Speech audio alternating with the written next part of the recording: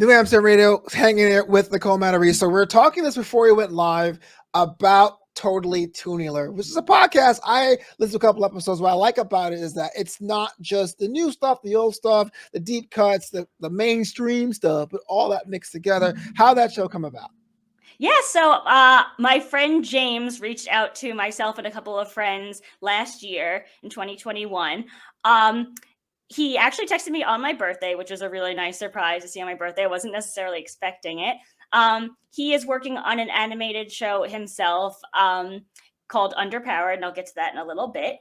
So he has spent a lot of his quarantine watching cartoons, which I'm sure a lot of us have. I mean, I watch a ton of television still when I quarantine, and he was getting critiqued by his family. Get off the couch and do something. And he was like, I am doing something. This is, this is helping me with my work by watching cartoons. So he wanted to start a podcast where he talked to his friends about animated shows, about cartoons. So he reached out to myself and my other co-hosts, Ben and Leo, and said something to the extent of, you three have your lives together. I want to show people that it's not just, dudes in their parents' basements watching animated shows. It's people that are going out and doing things that are passionate about animated shows. So it really was James's push that got Totally Tunular going. And like you said, Flobo, we're all over the map as far as what animated shows we talk about. We talked about Batman the Animated Series, which I know you said you're a fan of. It's a great show. Yeah. So good. We talked about Love, Death, and Robots, which is one that I recommended we watch, which is a Netflix anthology series by different artists. Each episode's really good. And we talk about shows that I'm discovering for the first time that I didn't know about, but are nostalgic for other people. The most recent one being The Critic. Love that show. Yeah, it stinks. Yeah, as you said before, it stinks.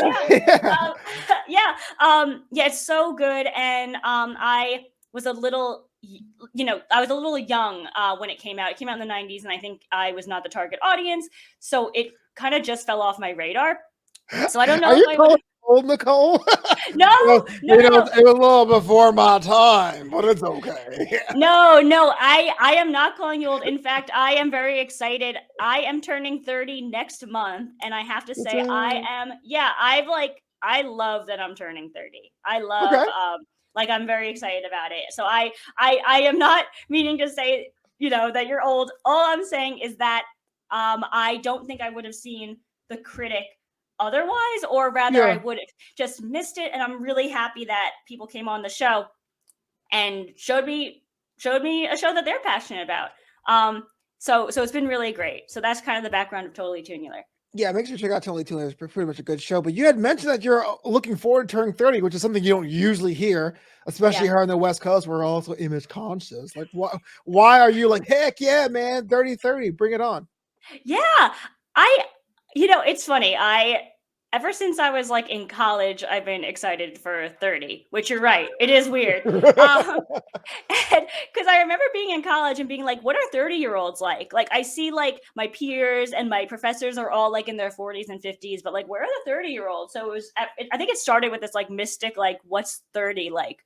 The reason that I feel like I really romanticized it, at least in my early 20s, was it felt like a time of knowing, right? As a time, as opposed to a time of figuring it out, which I feel like my 20s have been, especially early 20s.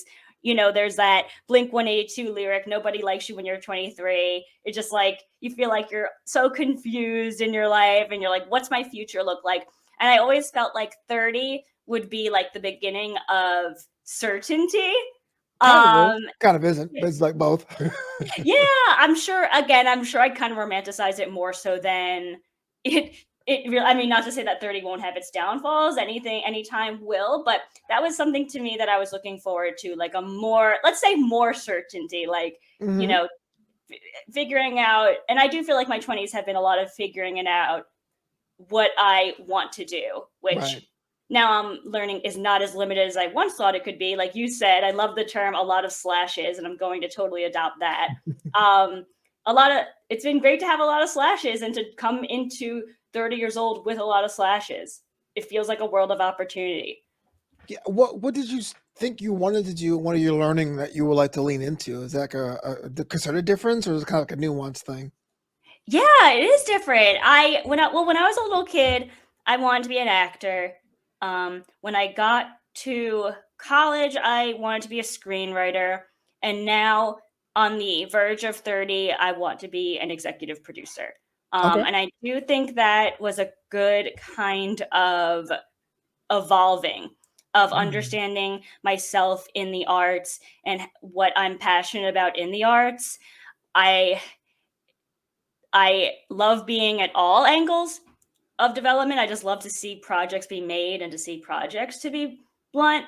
Yeah. Um, and I think I've come to a point where I see myself one day wanting to be the person that's like, fingers crossed, like I believe in this project. I just want to see it get done. And that's where I feel like the EP executive producer is a good place to be. So I'd love to see myself there.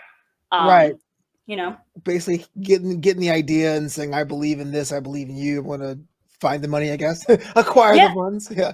exactly, Yeah. exactly. Like I like it you know, I've been saying that like the 20s have been like discovery, and I feel like a lot of my, especially my early 20s, were a lot of like me kind of what's the term, like bootstrapping my own Hmm. projects, like being the director of things because I had to be, like I didn't have the money to afford another director, so I'm like I'll direct it. Yeah. And like working on friends and peers that are equally passionate about just getting a web series out or just getting a sketch out or just getting a podcast out. Um, and I see firsthand how challenging it is for independent artists, that I would love, like I said, like, fingers crossed this happens. I would love to get to a place where I'm like, I know you're a struggling artist. Here's like, go spread your wings. I want to help you spread your wings. Yeah. So that's my goal. Hopefully by the time I'm 40, that's the next, decade stretch. Oh, I'm like sure. looking at 40. Hopefully I could do that. I have never met anyone who's, I assume, 29 be like, when I turn 40, woo it's going to be a whole different thing. But that's Yeah. that's pretty cool because like Thank you. when I was in high school, and I laugh at myself at this. They asked me, hey, what do you want to be when you grow up? And in my yearbook, it was, I want to be a video producer. Which Love to it. me was like the end all be all. But like if you think about it, if you upload a video to YouTube on the very You're, basic level, you're kind of producing that. So I like the fact that your vision has evolved where you have a focus, but isn't so narrow to be like, oh yeah, that's produced.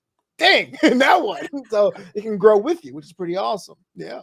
yeah, I think and I love that you wrote that too. I love that you wrote video producer. And it's true, the word kind of producer has changed over the last, let's even say 10 years, maybe 10, 20 years, right? Like what a Hmm. producer is. Um, and I think that's also, I mean, I'm thankful for the web, I mean, like the internet, it has its downfalls. There's a lot of information overload, but it's really giving a area for independent artists, particularly to show their skills and to show, what they could produce. Like prior to the internet, I don't even know if I'd be able to call myself a producer because I mean, a lot of stuff I produced is web series or Yeah. podcasts, and Sure. and Yeah. so I'm really thankful for that space, and I do think that the existence of the internet has helped me get to a place in my life where I'm like, oh, I look at what other executive producers are doing. I could do that. Like you said, I'm excited for 40. I could do that at 40. I could do that at 50, you Yeah. know? Well, So, I mean, the thing is about laying down the foundations, and I was checking out the podcast. Totally recommend this, dude. Where yeah. you are the lead, and you produce that, right, and write it as well. What was Yep. the idea, the spark that made you go, "I'm going into business, the Nicole Matarese business, and build this podcast from the ground up"? Yeah, so I was finding myself I mean, I could blabber on and ramble on and talk all day. Blabber, blabber. Yeah. Yeah. Yeah, I love it. I mean, I found myself sending a lot of text messages to friends and talking my friends' ears off, being like, "Oh, here's why I recommend this podcast." And eventually they're like, "Okay, okay, yeah, like I'll check it out." Like a lot of things are being marketed to me these days, like chill out. So I was like, you know what, this is. So I was like, okay, you know what, I will record myself. I'll make a podcast of myself promoting shows. There are podcasts I'm certainly incredibly passionate about that are not mine, that I think change the way, or rather could change the way that people think. So that was the kind of blueprint for my show. Totally recommend this dude. Yeah. I'm thankful that I have Fantasy Shed Productions, Totally Tunular, which is all, James Boylan's projects. Kind of that kind of gave me the confidence and the push to go ahead and begin my own brand of Totally Recommend This Dude, as sort of maybe a podcast personality that people recognize me from Totally Tunular. People could know that I've been podcasting pretty frequently and could now check out, like, okay, well, like, if you like me and if you like my voice on Totally Tunular, maybe you'll like podcasts that I'm checking out. You know, so kind of go from there. Yeah. How would you describe like the kind of stuff you like? Are you into the weird stuff, left the center stuff? Or do you appreciate the mainstream? Are you kind of off the beaten path? Like, what's your vibe? What's your mix? I definitely think I'm off the beaten path. I kind of think that's kind of my whole approach to art, where I'm going to sound like a broken record. I've been saying this a lot recently, but I think there's a lot of podcasts out there, obviously, right? And I think the difference between a good podcast and a great podcast is one that changes the way you think, which is similar to what I had said before. So what I really try to look for in the podcast that I recommend is like that extra, like, why, right? Like, why listen to XYZ podcast? And the two that are out right now, the first episode, I talk about The Shrink Next Door, which if you like true crime, I would recommend it. And the reason I like that story a lot, and I really fell in love with that podcast, is because it changed the way I think about a true crime piece. It's not your average true crime story. And in fact, I'm not even sure if it is a true crime story, and that ambiguity was really interesting. I think there's like a good discussion to be had between people that listen to The Shrink Next Door, and one could argue it's not a true crime podcast, and one could argue it is, and it'd be like a great discussion. The other episode, the second episode I put out, is a podcast I've been listening to religiously ever since they put it out, is The Trillionaire Mindset. And the reason I really like that show is because it changed the way I think about finance and the world of stocks and money, to be blunt. And I think I had a narrow point of view, but prior to that podcast, when I thought of like the investing world, I thought of like the Wolf of Wall Street, buttoned up, white collar guy on Wall Street, Manhattan or something like that. Right. I didn't put myself in that world. And something that I really like about The Trillionaire Mindset is that it makes, first of all, it's very funny, so it makes finance funny. It's not so stuffy. And I could put myself, like, it's a world I realize I could step into, and it could take baby steps. I don't have to jump all in and be a billionaire to invest. You could go baby steps. Right. So I really like podcasts, and I think Flobo, your podcast, does that too. That expands. Yeah, I think that expands the way we think about things. So yeah, I appreciate that. Yeah, make sure you put my show over. No, I'm just yeah. The mail. Yeah, no, I wouldn't just say that. I was listening to some episodes this morning, and I already was like, wow, I like so and so changed the way I think about this, or so and so changed the way I think about that. So yeah. Oh, I appreciate that. That means a lot to me. This is why I fell into this, because it was totally was an accident doing this show. Sometimes in my previous career, I was a writer. One of my novels, my friends know this. I wrote a novel. I hated it. I wrote my first drafts by hand, and I hated it so much I tossed into the fire. Wow. By the time this episode released, it'll be at the talk I had with Jay Electra, and she was struggling with projects she might not like. What happens if you watch something you don't recommend it? Does it not become an episode? Do you just say, "Oh, sorry guys, no update this week. I saw this movie and it sucked." Like, what do you do? What do you have in place in case something you don't like? Yeah, and it's funny because that ties back to us talking about the critic, right? Where he'll, if something stinks, he'll say it stinks, right? Mhm. And I do think that's what makes my podcast different, is that I'm not necessarily a review where I'm going to honestly, I don't talk about the things I don't like. That's really just it. And there are things that I do like that I also don't necessarily have episodes about. And I do address that on the show, just saying something like, maybe it's one that like I didn't feel like my heart in it. Like I Right. liked it. It was like nice for a couple episodes, but I'm gonna maybe spend my time elsewhere, which is Yeah. like, you know, and everyone's right. There's so much great content out there. Um, so yeah, which is funny. It's different from Totally Tunular because there have been shows like animated shows we've watched that I've been like, I cannot do this. This show is awful. Yeah, what are we doing? Yeah. Yeah, like there was, oh my gosh, I'm so we watched the Misadventures of Ronald McDonald for that show. Yeah, he Yeah. had adventures and misadventures? I remember it was like something a little different than just like maybe it is just the Adventures of Ronald McDonald. I don't know, but oh my gosh, all of us were like, why do we do this to ourselves? So Totally Yeah. Tunular's a little bit different, where we'll watch stuff that we don't like. Where totally recommend this dude. I guess you could go into it knowing I already have a bias that all the ones that I'm talking about I Yeah. like.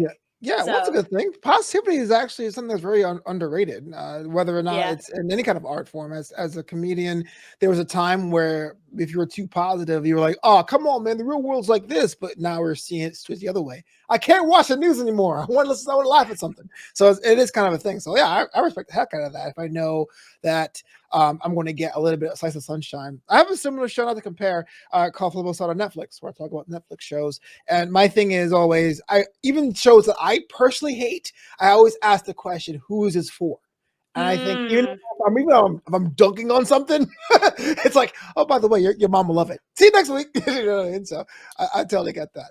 I was Love it. actually perusing the brand on social media. Check it out. Follow you on social if you haven't already. We'll give you a minute to put yourself over there in just a second. But you are an advocate for mental health, and I Mhm. understand how important that is to be a creator, to go out there to produce things that are high quality content and not go crazy, for lack of a better phrase. What's been your approach to maintaining your mental health while you're creating?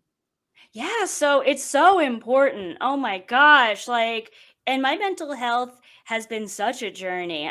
When I got to I'll kind of start from the beginning and then get to that. So I really began getting a grasp on my mental health at the same time as I started to really consider myself an artist. And this was in college. I started taking my screenwriting classes around the same time as I started to like see a counselor at school Mhm, mhm. and pursue other forms of mental health, care. Um, so the two have really been simultaneous throughout my life, and I'm really thankful. And I found myself, and I just have to laugh because like I think what did lead me to the art is my confusion of my mental health, because I like was having trouble in high school. I was having trouble focusing, right? And it was anxiety. I didn't know what it was, but it was anxiety at the time. My brain would kind of go all over the place. But if with something creative, it was fun. So I would get Mhm. my attention and I would like focus on like, oh, this is cool. Like this is Yeah, kind of like a break from my own brain. right. So that Nice. was so that was great. So fast forward to today. I have been I have been in therapy for about a decade, talk therapy. And I think it's so if that's someone's point of view, or sorry, if that's someone's, they think that'd be beneficial to them, I would say give it a try. It has helped me so much to just like have someone I could just complain to about my life for like an hour, and they're not like, oh, you have it good, stop complaining. It's like, no, like just like Yeah. just let me just get the stuff off my chest. So if someone's considering going to therapy, I would say it helped me for a long time. I feel like I learned a lot from therapy. I posted something on my Facebook a while back, like which was like half tongue in cheek, half serious, where I was like, I feel like therapy taught me more than school, which like Yeah, like yeah. like no disrespect to school. Like I am very, No shade to school, y'all. Yeah, I got yeah, you. yeah, stay in school. I enjoyed my school, experience very much. I'm very thankful to have gone to school, but I think about how like my mindfulness has expanded so much from going to therapy or even like talking about my mental health. Um and this one's a basic one, but a good way that I find that has been good for my mental health lately has been yoga. Um Okay, yeah. yeah, and it's and I do yoga by Adrian, I want to say is her YouTube channel. I do it right at home. You get a yoga mat, set it up right in your living room or whatever. Um Put it on a YouTube channel and you can just follow along. It's super easy to do right from home now. Okay, So, great. so that's been really helpful just to, have peace Yeah, and quiet with yourself. And yeah, and it has been helpful for my art as well. So I'm kind of rambling about it, but I do think that that my mindfulness and my mental health um, awareness, let's say, has been only beneficial for my art. Um, I guess I just approach it a different way than I did maybe a decade ago. I'm a little bit more patient about my art than maybe I was before, where I was a little bit more self-critical, and now yeah. I'm I mean, patient. that's a good sign that you are evolving as an artist, and talk about the critical aspect of it. I know when people start a craft, there is maybe a misjudgment in expectations, especially when you start. But you said you have years in your craft. What's something you've learned as far as goal setting is concerned? Do you set hard goals like that? Is it kind of like enjoying the process? What does a goal like to do? It's It's interesting. I'm still trying to figure out myself, Flobo. Sometimes it feels like things come on my, which I'm very thankful for. Like something comes my way, an opportunity comes my way, and I'm just kind of like, yeah, like I just like grab it in the moment. I'm trying to think of a good example of that. Okay, well um, here's a good example. I moved to Brooklyn from Long Island. Brooklyn. Yeah, I love Brooklyn. In I think the year is 2016, and I had some friends I hadn't seen in years that invited me to a comedy show of theirs. And like I said, I hadn't seen them in a long time, and I'm like I'm pretty socially awkward in person. I actually feel like more comfortable on Zooms and stuff, but I do have a level of social anxiety. So I was like, kind of battling with myself, like, oh, do I want to go to the comedy show? Or do I want to just like stay home where it's safe in my bed watching Netflix, Yeah, yeah. Why not? Yeah. And I was like, something in me was like, you know what, like, I, maybe I'll get out there and really like enjoy this comedy show. I'm gonna go see these friends, right? And I did. Hadn't seen, like I said, hadn't seen them in like years, but was really happy I got together with them. And then from there, they were like, "Oh, so it seems like you have interest in like in comedy. You might be interested in this event." And it was like a free sketch writing class, Oh, so to speak. Yeah, and I, I again had the same sort of social anxiety where I was like, "Oh, do I want to go to this class, or will people kind of think I'm like not good or whatever?" And then I went to the class and ended up loving it. And so things just kind of kept snowballing from there. So I guess I just find myself not trying not to be afraid of putting myself out there. And I think that's been really beneficial for the creative process. And um, if you're listening, and you have social anxiety out there, I'm with mhm. you. It's a lot. It could be kind of overwhelming, but I've been happy that I kind of pushed through, and it's helped me creatively to kind of Yeah. put myself out there. So And yeah, and and it's showing improving, the brand is building, and this is kind thank of you. the fun question I get to ask because um you are on social media and you have a presence on so many different platforms, Yeah, including thanks. including Rizzle. So if anyone wanted to Mhm. connect with you, interact with you, how do they go about doing that? And tell me, what the heck is Rizzle? 'Cause I had to go look this up the other day. Yeah, Rizzle's great. Yeah, yeah. So I'll answer your first question. If people want to connect with me, definitely on Instagram. That's been my best. Like I feel like that's a good mix of like me sharing my creative art as well as like I'm responsive on there to networking. Where other websites like LinkedIn, I keep it like strictly business, if that makes sense. So yeah, I'm on Instagram. Underscore NICOLEMATARESE. I'll just put that out there. That's my handle. So Instagram's a good place to connect with me at. And Rizzle, so Rizzle is it's like TikTok, right? Which I think a lot of platforms are kind of figuring out how to be like TikTok, because it's such a popular site now. But Rizzle's like TikTok. They are based out and were developed in India. So, and it's a social media site, and I got a great opportunity from Rizzle in 2021, where I had a friend that was working there, and he said, pitch me a few ideas for some shows, and if Rizzle picks them up, you'll be an influencer on there. They'll give you a little bit of money to get started on it, and you could run with it and create these shows for Rizzle. So I did. They did accept some of my shows along with my friends that worked on the shows together. And so, long story short, I became an influencer on there. It's always like funny to be like, it's not TikTok, it's like TikTok, but Rizzle's a great website as well. I'm actually not. It's funny, I'm not on TikTok. I think because I was putting so much time into Rizzle, I kind of wanted to focus more so on that. So long story short, created a couple of web series on there, and it was really good, Flobo, to do so because I didn't have to leave my apartment. It was in the midst of lockdown. I was living in LA at the time, and was like, oh my gosh, like I can't believe like Hollywood, like I'm in Hollywood and I'm in my apartment, couldn't get out. But we both of the scripted series I made on there was made remote with my friends. We were in different parts of the world, or rather different parts of the United States, and made these shows.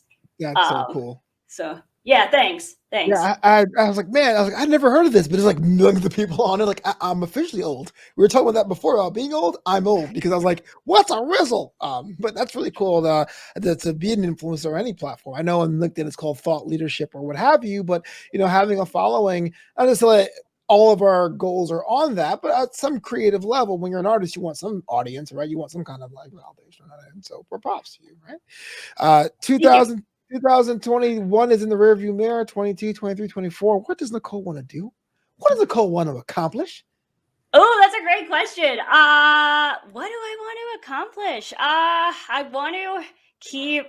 Okay, let me keep it basic. I want to keep producing art. So that's my like my simple baseline thing is like just keep doing the thing, right? Like just keep getting out there. I do want to keep networking and meeting more people and networking has I feel like sometimes it has such a stigma as like, oh, you're like using people, but that's not what I mean. I just like want to meet more people. I feel like because of quarantine and the pandemic and everything, it was kind of hard to meet people for quite a while. So I'm thankful for shows like yours, Flobo, and other podcasts that are like, yeah, come be a guest. Like, let's like meet each other, So I do want to keep doing this sort of thing on other shows. So if anyone wants to book me, Matchmaker has been a great website for that. Matchmaker FM. Down the line, like I said before, I fingers crossed, would love to be an EP executive producer, because it's hard to be an independent artist. It's Hollywood's competitive. I mean, it. It's hard out there. So to give people kind of like a helping hand, let's say, to be like, hey, I believe in your piece, like, just go for it. I would love to do that one day. And if that happens in I don't think it's going to happen in like 2025, but if it does, cool, so that's what I see for myself in the future. Yeah, all it takes is one step, and not only have one step, you have multiple ones. Totally recommend this dude and Totally Tunular. Available now. Make sure you check those out. Like, comment, subscribe. 5-star reviews because stars 1 through 4 don't work. Before we get out of here, now's the time to put everything over. Any projects you're working on that you just want to let everyone know about there? Yeah. So I have a friend, my co-host on Totally Tunular, Ben, is directing a horror movie, if you like that sort of thing, called Curse of the Weredeer. It's coming out. I'm producing it. I have a part in it. It's going to be a really fun movie. If you like horror comedies, I would definitely keep an eye out for it. Otherwise, please feel free to follow me on social media. My podcast, Totally Recommend This Dude, is on Twitter. I'm on Instagram as just my underscore in my name. And yeah, be nice to people. That's what I keep saying. I said yesterday on the show too. Like, you know what? Let's all like, I don't know, just putting out into the world. It's hard out there. It's a tough world these days. We're all going through a lot. Like, I don't know. Just In conclusion, kind of, don't be a jerk. That's yeah. advice. I am trying to spread positivity to some extent, you know. So yeah.